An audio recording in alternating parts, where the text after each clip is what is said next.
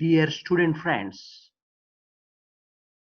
నా last time video లెక్చర్లో నేను మీకు 5th semester paper 5A animal biotechnology జీవ సాంకేతిక శాస్త్రం సిలబస్సు మరియు స్ట్రక్చర్ ఆఫ్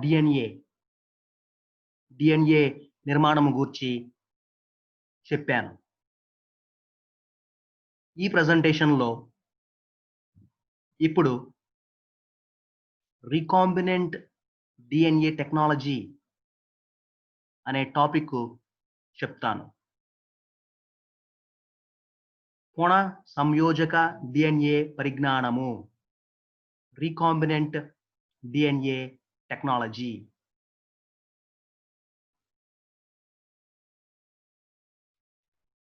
చూడండి, రీకాంబినెంట్ డిఎన్ఏ టెక్నాలజీ పునః సంయోజక డిఎన్ఏ పరిజ్ఞానంలో మీరు స్క్రీన్ పైన చూస్తున్నట్టుగా 6 స్టెప్స్ ఉంటాయి. Number 1, isolation of genetic material, జన్యు పదార్థాన్ని వేరు చేయుట. నెంబర్ 2, రెస్ట్రిక్షన్ ఎంజైమ్ డైజెషన్, అనగా రెస్ట్రిక్షన్ ఎండోన్యూక్లియేజెస్ అను ఎంజైమ్స్ ఉంటాయి, వాటి సహాయంతో జన్యు పదార్థాన్ని బ్రేక్ చేయుట.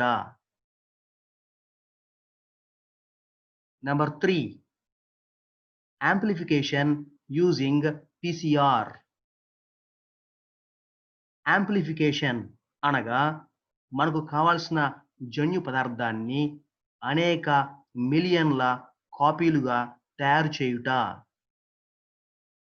PCR అనగా పొలిమరేజ్ చైన్ రియాక్షన్. PCR పద్ధతి ద్వారా మనకు కావాల్సిన జన్యు పదార్థాన్ని అనేక మిలియన్ల కాపీలుగా తయారు చేయుట. Number 4, ligation of DNA molecules.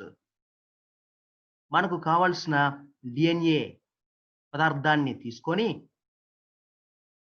వాహకము అంటాం, ఇంగ్లీష్లో వెక్టార్ అంటాం. వెక్టార్కు లేదా వాహకానికి జాయిన్ చేస్తాం, కలుపుతాం. దానినే లైగేషన్ అంటారు. Number 5, insertion of recombinant DNA into host. ఒక అతిథిలోకి పునఃసంయోజక డిఎన్ఏను, అనగా మనకు కావాల్సిన డిఎన్ఏను జాయిన్ చేసిన తర్వాత వాహకానికి, అప్పుడు అది రీకాంబినెంట్ డిఎన్ఏ అవుతుంది. ఆ పునఃసంయోజక డిఎన్ఏ రీకాంబినెంట్ డిఎన్ఏను ఒక అతిథిలోకి ప్రవేశపెట్టుట. Number 6, isolation of recombinant cells. తరువాత ఏ కణాల్లో అయితే పునఃసంయోజక డిఎన్ఏ ఉంటుందో అటువంటి కణాలను వేరు చేయుట.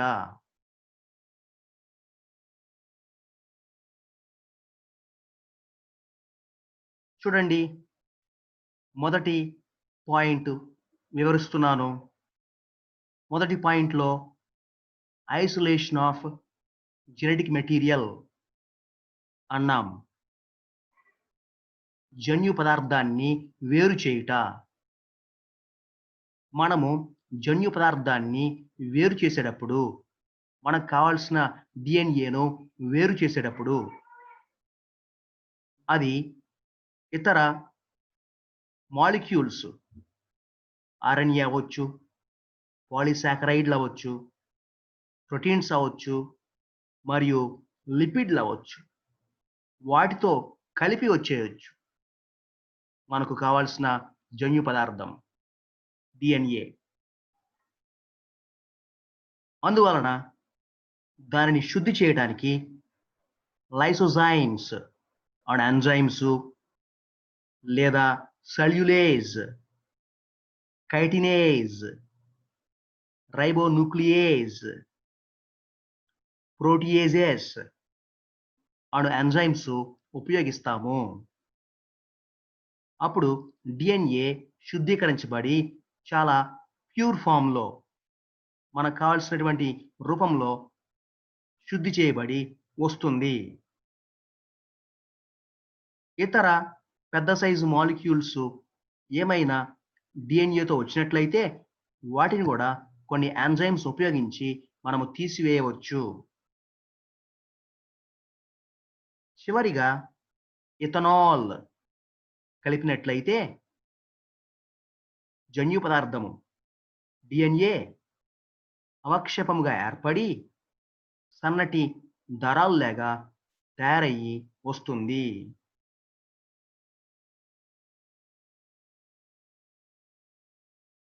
మనము రెండవ పాయింట్కు వెళ్లే ముందు పాలిండ్రోమ్ సీక్వెన్స్ అంటే ఏంటో తెలుసుకొని ముందుకు వెళ్దాం.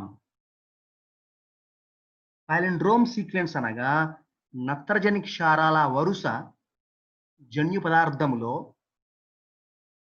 ముందు నుంచి వెనుకకు చదివినా, వెనుక నుంచి ముందుకు చదివినా ఒకే విధంగా ఉంటుంది.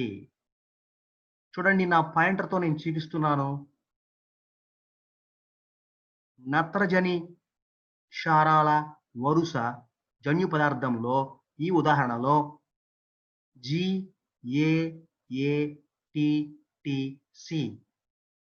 అని రాశాం. ఇప్పుడు ముందు నుంచి వెనుకకు చివరకు చదివా నేను.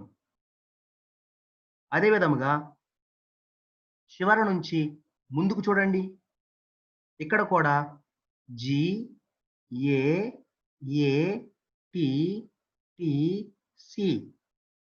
అని ఉంది. ఇటువంటి వరుస క్రమాలని పాలిండ్రోమ్ సీక్వెన్సెస్ అని అంటాము. పాలిండ్రోమ్ సీక్వెన్స్ అనగా నత్రజని క్షారాల వరుస క్రమము జన్యు పదార్థంలో ఉంటాయి. అవి ముందు నుంచి వెనుకకు చదివిన, వెనుక నుంచి ముందుకు చదివిన వరుస క్రమము ఒకే విధంగా ఉంటుంది. చూడండి, ఇక్కడ 5 ప్రైమ్ అని ఇచ్చారు, చివర 3 ప్రైమ్ ఉంది. అదే విధముగా ఇక్కడ 3 ప్రైమ్తో మొదలుపెట్టి ఇక్కడ 5 ప్రైమ్తో ముగించారు. ఇవి రెండు డిఎన్ఏ పదార్థములో నత్రజని క్షారాల వరుస క్రమము. ఈ సంఖ్య యొక్క విశిష్టత నేను పోయినసారి మీకు వీడియో లెక్చర్లో వివరించటం జరిగింది. ఇటువంటి వరుస క్రమాలు ముందు నుంచి వెనుకకు గాని, వెనుక నుంచి ముందుకు గాని ఒకే విధంగా ఉన్నట్లయితే వాటిని పాలిండ్రోమ్ సీక్వెన్సెస్ అని అంటాము.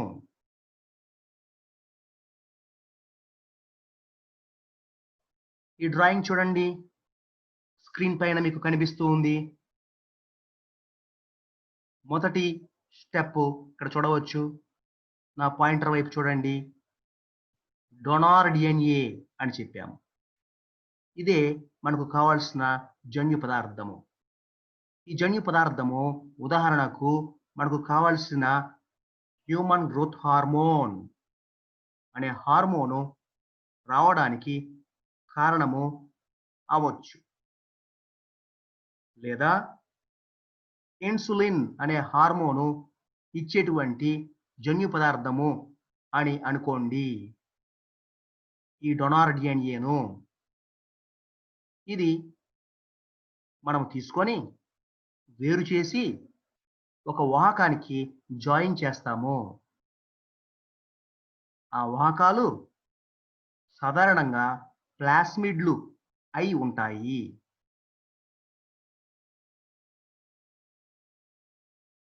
కావున ఈ డ్రాయింగ్లో ఇక్కడ మనం మొదటిగా డొనార్ డిఎన్ఏను చిన్న ముక్కలుగా చేసి విడదీయటం జరిగింది.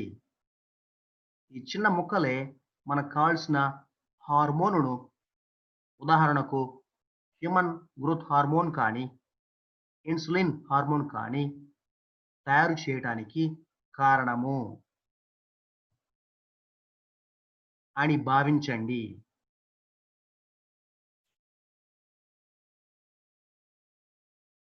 సెకండ్ స్టెప్ చూడండి. రెస్ట్రిక్షన్ ఎంజైమ్ డైజెషన్ అని చెప్పాము. రెస్ట్రిక్షన్ ఎండోన్యూక్లియేజెస్ అను ఎంజైమ్స్ ఉంటాయి. రెస్ట్రిక్షన్ ఎండోన్యూక్లియేజెస్ ఎంజైమ్స్ డిఎన్ఏను మనకు కావాల్సిన చోట అవి కట్ చేస్తాయి. అందువలన వాటిని మాలిక్యులర్ సిజర్స్ అని చెప్తాం. ఈ ప్రక్రియనే రెస్ట్రిక్షన్ ఎంజైమ్ డైజెషన్ అంటాం.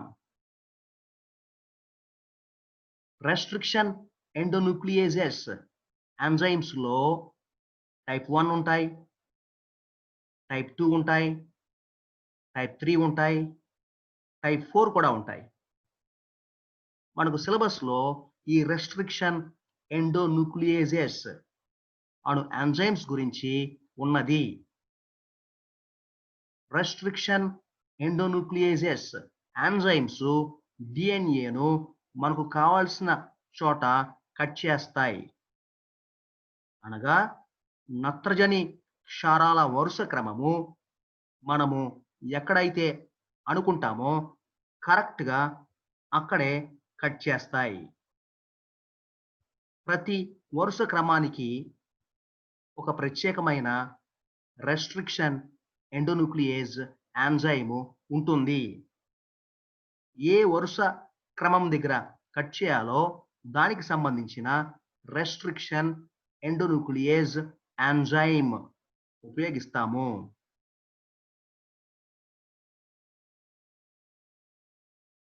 ఆ విధముగా కట్ చేసిన తర్వాత డిఎన్ఏ ముక్కలు మనము అగారోజ్ జెల్ ఎలక్ట్రోఫోరసిస్, ఇక్కడ చూడండి స్క్రీన్ పైన అగారోజ్ జెల్ ఎలక్ట్రోఫోరసిస్ ద్వారా ఈ డిఎన్ఏ ముక్కలు అవి ఏ విధముగా కట్ అయ్యాయి, రెస్ట్రిక్షన్ ఎండోన్యూక్లియేజ్ ఎంజైమ్స్ సరిగ్గా పనిచేసాయా లేదా, వాటి సైజు ఎట్లా ఉంది, ఈ టెక్నిక్ ద్వారా మనం తెలుసుకోవచ్చు. ఈ టెక్నిక్ లో అగారోజ్ జెల్లో ఈ డిఎన్ఏ ముక్కలను వేసి ఎలక్ట్రిక్ కరెంట్ పంపిస్తారు. ఎలక్ట్రిక్ కరెంట్ పంపించినప్పుడు డిఎన్ఏకు సాధారణంగా నెగిటివ్ ఛార్జ్ ఉంటుంది. అప్పుడు ఈ డిఎన్ఏ ముక్కలు పాజిటివ్ ఎలక్ట్రోడ్ వైపుకు కదిలి వెళ్తాయి. అగారోజ్ జెల్లో అతి చిన్న డిఎన్ఏ ముక్కలు అగారోజ్ జెల్లో పాజిటివ్ ఎలక్ట్రోడ్ వైపుకు ఎక్కువ దూరం వెళ్తాయి. ఆ విధముగా డిఎన్ఏ సైజులను కూడా మనం చెప్పవచ్చు. చిన్న సైజు డిఎన్ఏ ముక్కలు అగారోజ్ జెల్లో పాజిటివ్ ఎలక్ట్రోడ్ వైపుకు ఎక్కువ దూరం ప్రయాణిస్తాయి. మనము అగారోజ్ జెల్లో ఎలక్ట్రిక్ కరెంటు పంపించినప్పుడు. కావున ఈ టెక్నిక్ సహాయంతో మనము డిఎన్ఏ ముక్కలను కూడా వేరు చేయవచ్చు వాటి యొక్క సైజును బట్టి. మనకు కావాల్సిన డిఎన్ఏను అనగా మనకు కావాల్సిన హార్మోనుకు కారణమైన డిఎన్ఏను ఏ విధంగా కట్ చేశామో వాహక డిఎన్ఏ, ఇక్కడ చూడండి వెక్టార్ డిఎన్ఏ అన్నాం. వెక్టార్ అనగా వాహక డిఎన్ఏ. ఈ వాహక డిఎన్ఏనే మనకు కావాల్సిన డిఎన్ఏను జాయిన్ చేసుకొని అతిథిలోకి తీసుకువెళ్తుంది. అతిథిలోకి మనము ప్రవేశపెడతాము. మనకు కావాల్సిన డిఎన్ఏను ఈ వెక్టార్ డిఎన్ఏకు జాయిన్ చేసిన తర్వాత ఈ వెక్టార్ డిఎన్ఏను కూడా రెస్ట్రిక్షన్ ఎండోన్యూక్లియేజెస్ ఎంజైమ్స్ ద్వారానే కట్ చేస్తాము.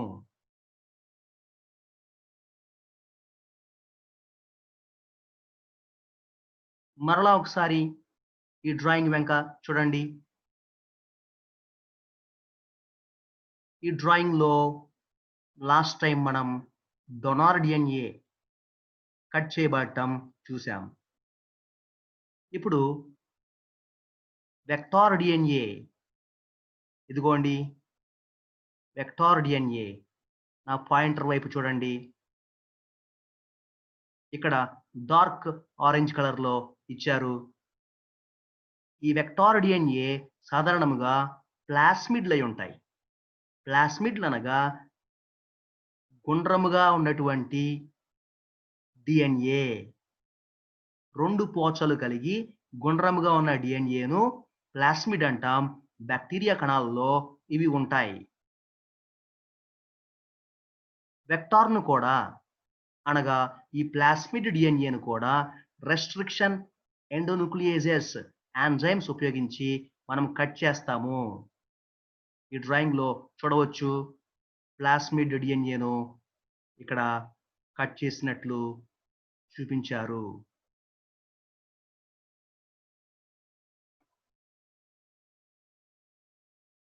ఇక మూడవ స్టెప్ చూడండి. యాంప్లిఫికేషన్ యూజింగ్ పీసీఆర్ అన్నాం. పీసీఆర్ అనగా పొలిమరేజ్ చైన్ రియాక్షన్. బాగా గుర్తుపెట్టుకోండి. పీసీఆర్ అనగా పొలిమరేజ్ చైన్ రియాక్షన్. యాంప్లిఫికేషన్ అనగా మనకు కావాల్సిన డిఎన్ఏ ముక్కను అనేక కాపీలుగా, కొన్ని మిలియన్ల కాపీలుగా తయారు చేయుట. పీసీఆర్ మెషిన్స్ ఉంటాయి. ఆ పీసీఆర్ మెషిన్స్‌లో మనకు కావాల్సినవి కలిపి పెట్టినట్లయితే ఆ మెషిన్‌లో డిఎన్ఏ ముక్కలు అనేక మిలియన్స్‌గా వస్తాయి. చూడండి ఆ మెషిన్‌లో ఏమేమి కలపాలో. ఒకటి టెంప్లేట్ అనగా మనకు కావాల్సిన డిఎన్ఏ అనేక మిలియన్లుగా కావాల్సిన డిఎన్ఏ ఏదైతే ఉందో ఆ డిఎన్ఏను కలపాలి. ప్రైమర్స్ అని ఉంటాయి. ప్రైమర్స్ కలపాలి. ప్రైమర్స్ కూడా నత్రజని క్షారాల వరుస క్రమము. చిన్న వరుస అది. నత్రజని క్షారాల వరుస. ఆ ప్రైమర్ సహాయంతో డిఎన్ఏ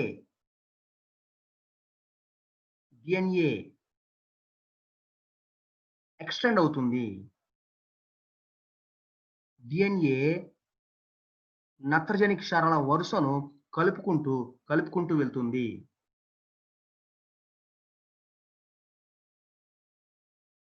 ఎంజైమ్ డిఎన్ఏ పొలిమరేజ్ కలపాలి. అదే విధముగా డిఎన్ఏ నత్రజని క్షారాల వరుసను కలుపుకోవటానికి కావలసిన న్యూక్లియోటైడ్లను కలపాలి. మరలా చూడండి. పీసీఆర్ మెషిన్‌లో మనము కలపాల్సినవి ఒకటి టెంప్లేట్, రెండోది ప్రైమర్స్, మూడవది ఎంజైము, నాలుగవది న్యూక్లియోటైడ్లు.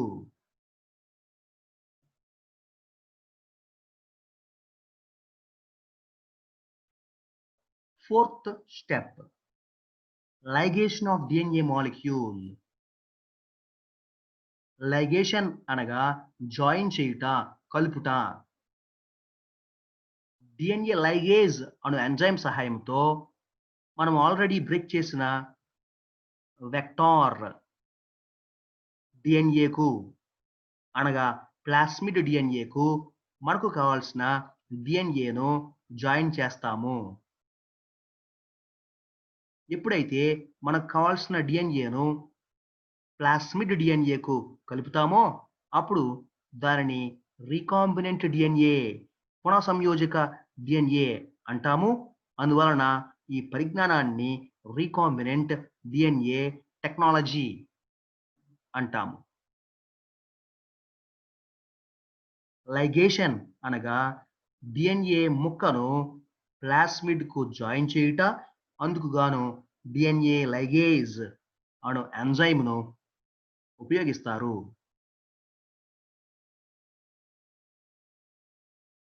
మరలా డ్రాయింగ్ చూడండి.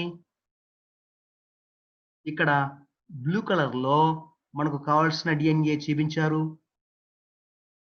ఈసారి ఈ భాగంలో మనకు కావాల్సిన డిఎన్ఏను ప్లాస్మిడ్కు జాయిన్ చేసినట్లు చూపించారు. కావున ఈ డ్రాయింగ్లో ఈ మూడు కూడా రీకాంబినెంట్ డిఎన్ఏ పునఃసంయోజక డిఎన్ఏలు. డిఎన్ఏ లైగేజ్ ఎంజైమ్ సహాయంతో ఈ డిఎన్ఏ ముక్కను ప్లాస్మిడ్ డిఎన్ఏకు కలిపారు.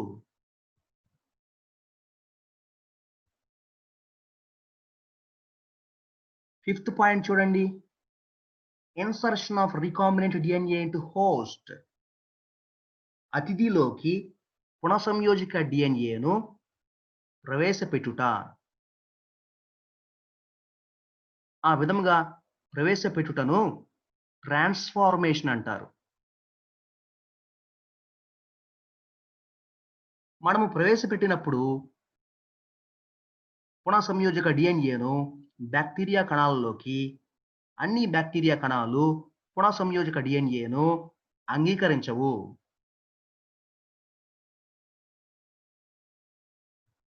అవి అంగీకరించేలాగా అంటే వాటిలోకి తీసుకునేలాగా చేయటానికి థర్మల్ షాక్ ఇవ్వటం, లేదా కాల్షియం అయాన్స్ ఇవ్వటం, లేదా ఎలక్ట్రిక్ కరెంట్ పంపించి ఆ కణాలలో బ్యాక్టీరియా కణాలలో చిన్న రంధ్రాలు చేసి వాటి ద్వారా పునఃసంయోజక డిఎన్ఏను ప్రవేశపెట్టడం జరుగుతుంది.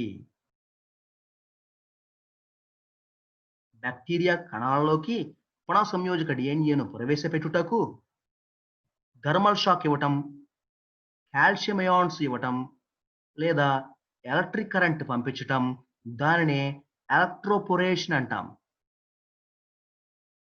జరుగుతుంది.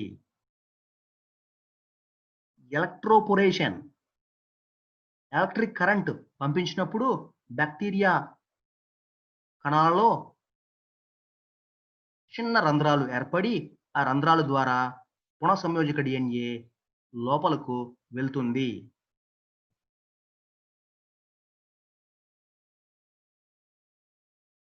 ఆరవ పాయింట్ చూడండి. Isolation of recombinant cells. Bacteria కణాలు అన్నీ కూడా పునఃసంయోజక డిఎన్ఏను అంగీకరించవు. కొన్ని మాత్రమే పునఃసంయోజక డిఎన్ఏను వాటిలోకి తీసుకుంటాయి. కావున చివరిగా ఏ బ్యాక్టీరియా కణాలలో అయితే పునఃసంయోజక డిఎన్ఏ ఉందో అటువంటి బ్యాక్టీరియా కణాలను మనము వేరు చేయాలి. అందుకుగాను ఏం చేస్తారంటే ఉదాహరణకు PBr322 అనే ప్లాస్మిడ్ వెక్టార్ ఉంది. PBr322లో PST1 అను రెస్ట్రిక్షన్ ఎండోన్యూక్లియేజ్ ఎంజైమ్ RE అని రాసాం చూడండి. రెస్ట్రిక్షన్ ఎండోన్యూక్లియేజ్ ఎంజైమ్ పేరు PST1. ప్రావిడెన్షియా స్టోర్టై అను బ్యాక్టీరియం నుంచి వచ్చింది కాబట్టి ఈ ఎంజైమ్కు PST1 అని నామకరణం చేశారు. PBr322 అను ప్లాస్మిడ్ వెక్టార్‌లో ఈ ఎంజైమ్ ఉపయోగించినప్పుడు యాంపిసిలిన్ నిరోధకతకు సంబంధించిన జన్యువు పోతుంది. అందువలన ఈ ప్లాస్మిడ్ పునఃసంయోజక డిఎన్ఏగా మార్చబడినప్పుడు ఈ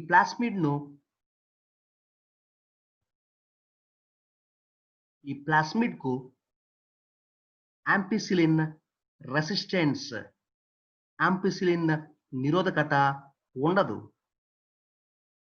ఆ జన్యువు పోయింది కాబట్టి. అందుచేత ఏ ప్లాస్మిడ్ వెక్టార్‌లకైతే యాంపిసిలిన్ రెసిస్టెన్స్ నిరోధకత ఉండదో అటువంటి ప్లాస్మిడ్‌లు పునఃసంయోజక డిఎన్ఏను కలిగి ఉన్నట్టుగా భావించి వేరు చేస్తారు.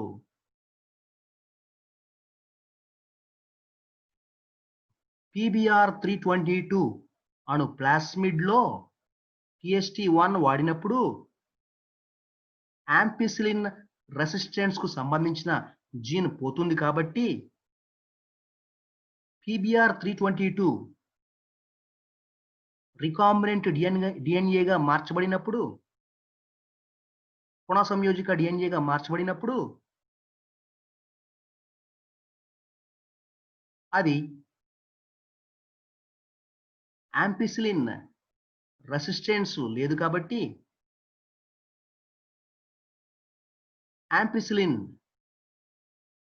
యాంపిసిలిన్‌కు నిరోధకత ఉండదు కాబట్టి అటువంటి ప్లాస్మిడ్‌లను యాంపిసిలిన్ రెసిస్టెన్స్ లేనటువంటి వాటిని మనము యాంపిసిలిన్ ఉన్న మాధ్యమంలో పెట్టి వేరు చేయవచ్చు.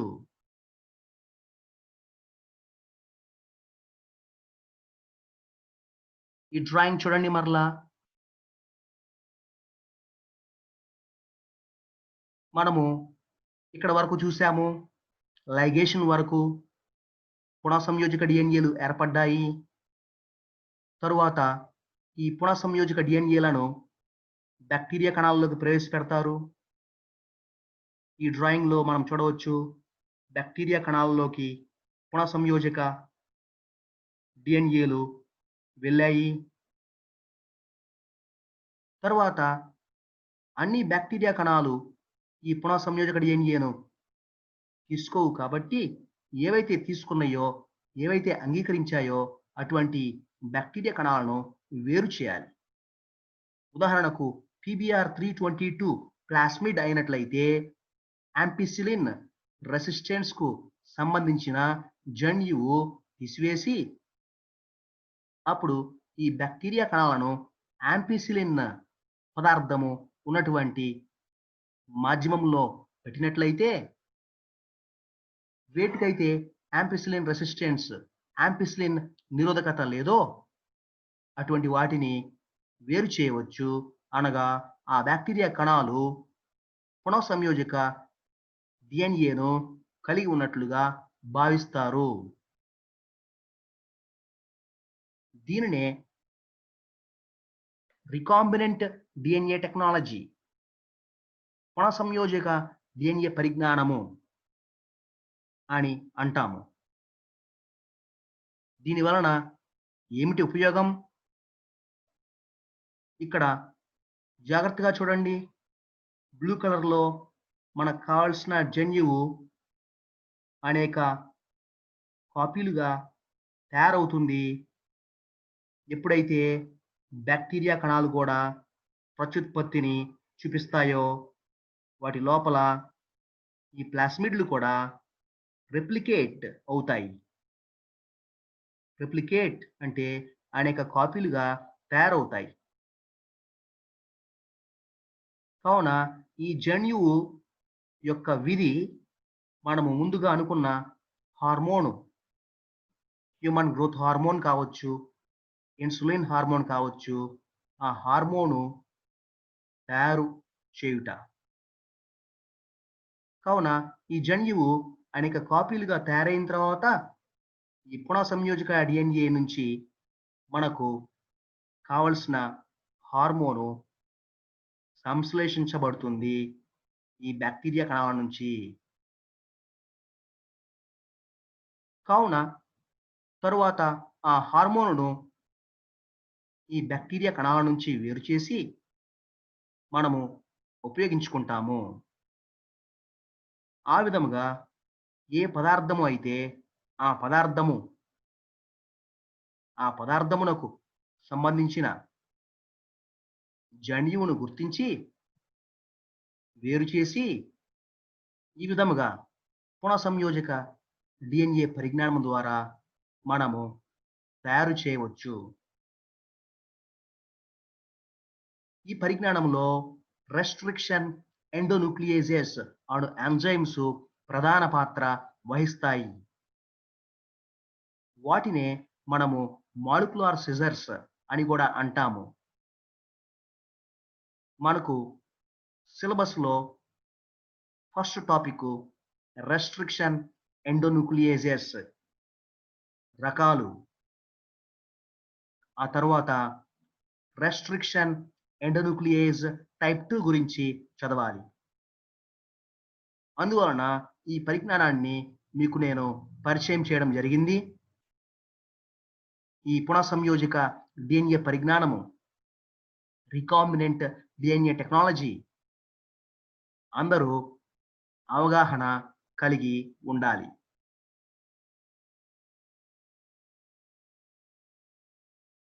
నేను ఇక్కడితో ఆప్ చేస్తున్నాను. మరొక వీడియోలో మరొక అంశంతో కలుసుకుందాం. అంతవరకు సెలవు. Thank you. ధన్యవాదములు.